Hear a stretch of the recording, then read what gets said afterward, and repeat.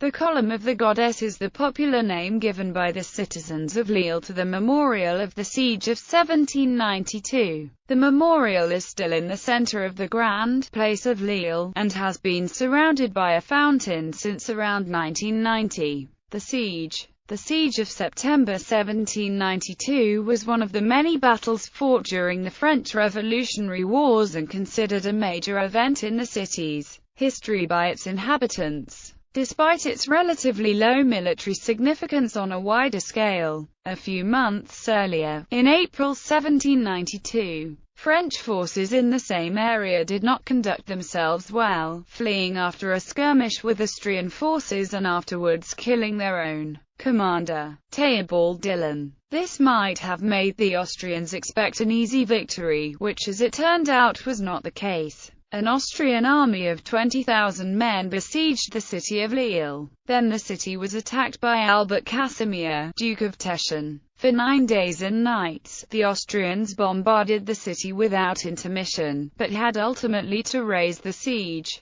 Faced with the determined resistance of the citizens, led by Mayor François-André, the Austrians destroyed many houses and the main church of the city, which was on the Grand Place. The siege of Lille in 1792 was, from a purely military perspective, not a significant event. It is clear that contemporaries sought to exaggerate both the scale and the importance of the Austrian attack on Lille. The monument, the church, was never to be rebuilt, and the Grand Place of Lille is still one of the few local central places without either a church or a belfry. Hyacinthe Jadon composed his Marche du Siege de Lille in 1792, in the direct aftermath of the siege. For many years there was, however, no physical monument in the city itself. Some 50 years later, the local authorities became aware that nothing had been made to commemorate the 50th birthday of this event. They decided on the building of a memorial, just in time to lay the first stone in September 1842.